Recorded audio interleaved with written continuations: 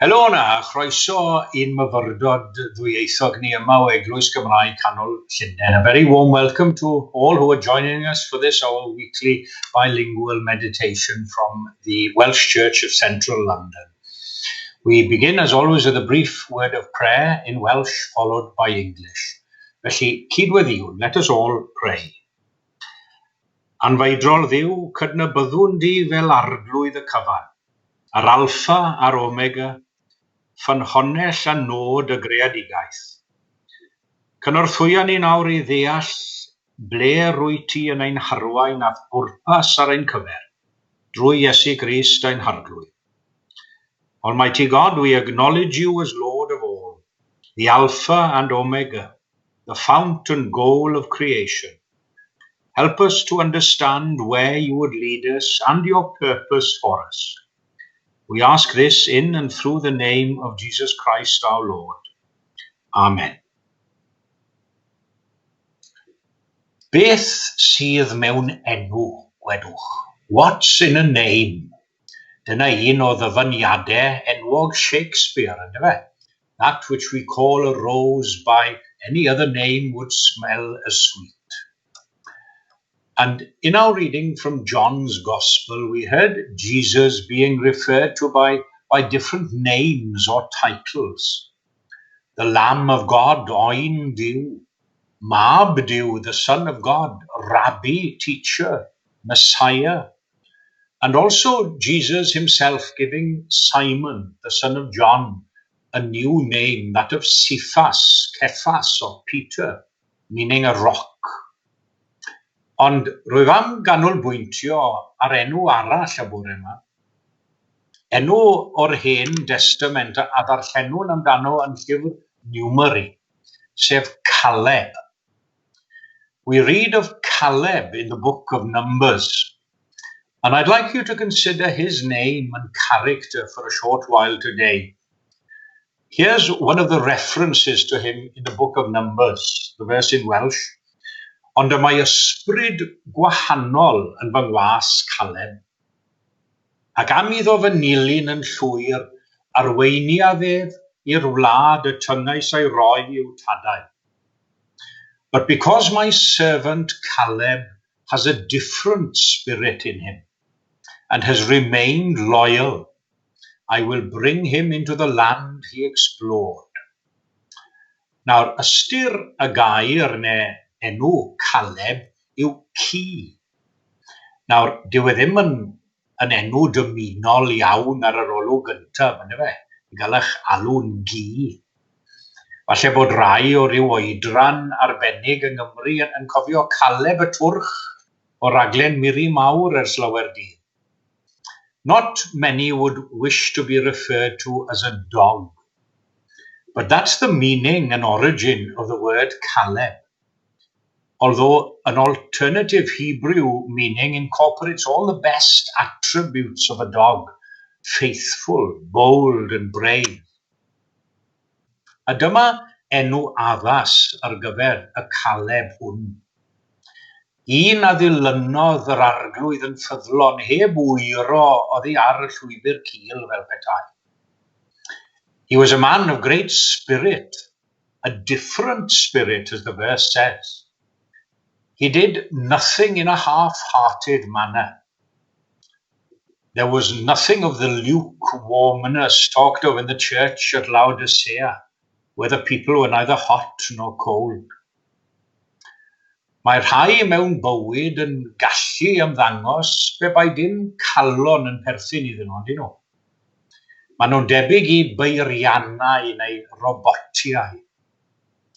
We often talk of a business or corporation as having a head, but do we ever refer to them as having a heart?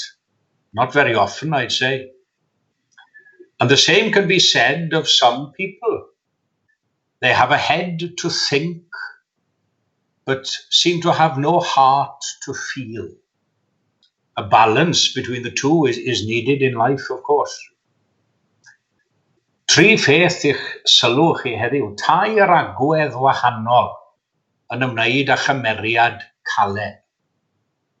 Yn gyntaf, ei ffyddlondeb. Firstly, his faithfulness. That's my first point for you today.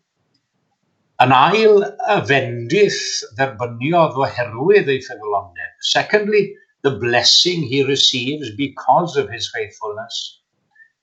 Ac yn drydydd, yr hyn oedden ni wahaniaethu oddi wrth bawb arall.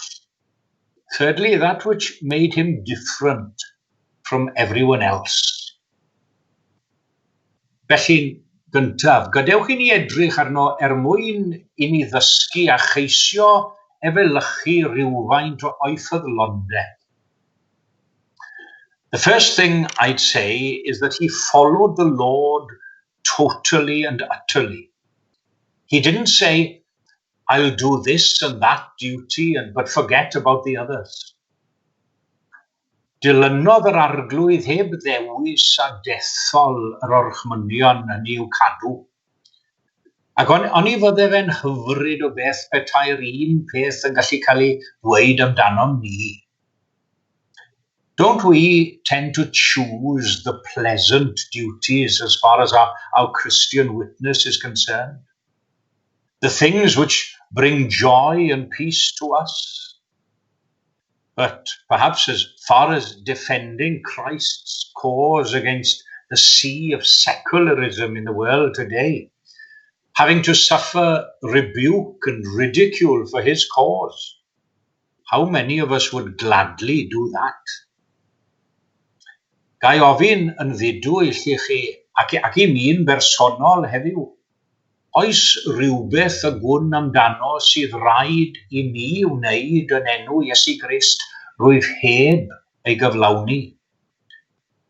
I'm sure we can all, as a matter of conscience today, admit to ourselves that there is some self-denying duty which you've conveniently forgotten about. Some Christian duty for the good of fellow humanity or for God's glory which you've avoided. Mae Paul yn sôn am wneud yr union beth sy'n groes i'w ewyllus yn ei lythyr at yr eglwys yn Rhufain. I do not understand my own actions, says Paul, for I do not do what I want, but I do the very thing I hate. The evil I do not want is what I keep on doing. Rwy'n dyfynnu pennill o emyn dyfnallt yn aml mewn pregeth. Rwy'n gweld y drwg heb ei gysau. Rwy'n gweld y da heb ei fawrhau. Rwy'n geithwa sydd i fater oes, a gwan yn wyneb ofer foes. Another facet to Caleb's faithfulness was the fact that he followed the Lord constantly, without giving up. Having begun as a boy, he remained God's faithful servant until his old age. Nawr, chi di dod ar draws pobl sy'n mynychu'r capel falle mewn fits and starts. Not that we don't receive a second chance from God, of course, yes, that comes to us all, but some will leap in and out of religion like the changing fashions of every season. It would be much more beneficial to all concerned, especially to them personally, if they stayed faithful throughout the thick and thin, the good and the bad, the periods of faith and periods of doubt. Roedd Caleb yn ffyddlon am ei fod wedi wreiddio a'i drwytho yn y pethau gorau. Doedd e ddim yn debyg i'r planhigion hynny sy'n blaguron gyflym ac yn anwywon syth am nad oes digon o ddyfnder pridd i'w cynnal nhw. He trusted implicitly in God and followed the Lord wholeheartedly. Let's all pray for the strength and grace so that we have the same perseverance as Caleb, because without that faithfulness and perseverance, we can't hope to receive the blessing given to him. Sy'n fa arwen i at yr ail bwynt rwyf am rannu gyda chi heddiw. sef y fendith dderbyniodd yn deillio o'i ffyddlondeb. What was the blessing he receives as a result of his faithfulness? We read in the following verses that Caleb was preserved in the hour of judgment. I'm very fond of a story about a tulip merchant during the reign of Queen Elizabeth I, the time when that great lucrative trade in tulips was just beginning to take hold in Europe. She wanted him to go to Amsterdam on business, but he argued his point. He said, if I do your Majesty's business, my own business will be ruined. You do my business, said Queen Elizabeth I, and I will see your business is right. Ac mewn wirionedd, onid rhywbeth tebyg sydd gen i yma hefyd. Os ymddiriedwn a phwyso ar addewidion Duw, mae wedi addo a'i fendithion ar ein cyfer ni. Caleb not only received a blessing himself, but he shared his blessings with others as well. What a privilege to be able to serve God from the days of your youth, walk in the ways of the Lord throughout your life and be able to share your blessings with others, to leave them a portion of that which has been a blessing in this life and in the life which is to come. Dyma'r ffordd, rodiwch yn ni. Na'r geiriau ni'n darllen yn Eseia.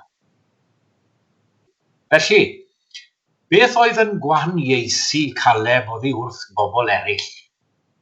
Cyfrinach ei gymeriad arbennig fel petai.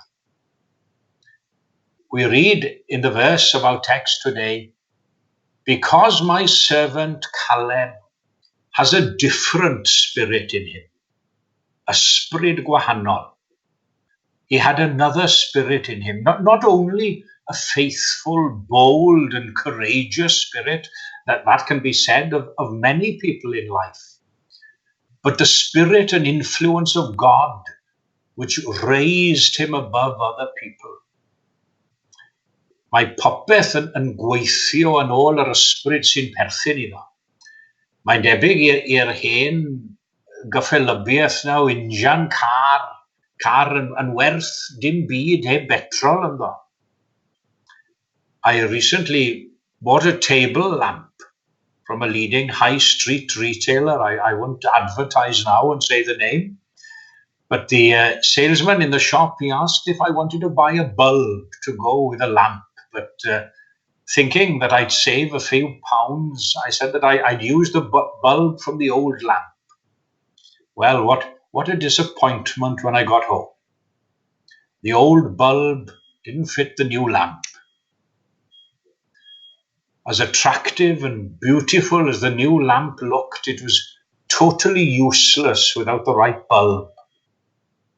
Popeth yn ôl I drefn. Everything according to its own order. The only way to make a new life is to receive a new spirit.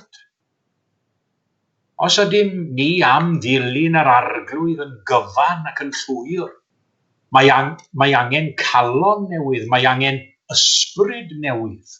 Yr ysbryd hwnnw a'r galon honno sydd i'w canfod wrth groes ac ymresenoldeb Iesu Grist. Let's all pray today that we have the distinguishing mark of a right spirit. The spirit of faith, that spirit which takes God at his word, reads his promises and knows them to be true. Because a true believer also has a loving spirit as a result of Jesus' love for us, loving God, loving God's people, and loving God's creation. Roedd yr un ysbryd crediniol yn perthyn I Caleb.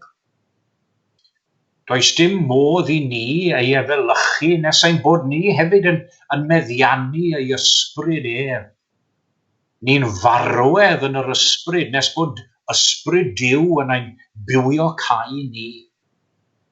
Look to Jesus and ask him to fulfill that great promise that he gave. A new heart also I will give them. A right spirit I will put within them. Ac wrth i ni yr wythnos hon gobeithio yn Eglwys Gymraeg Canol Llundain i ddod at fwrdd y cymyn gyda'n gilydd.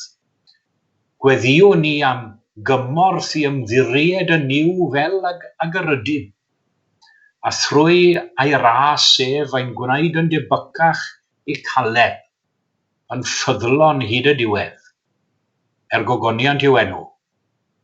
Amen.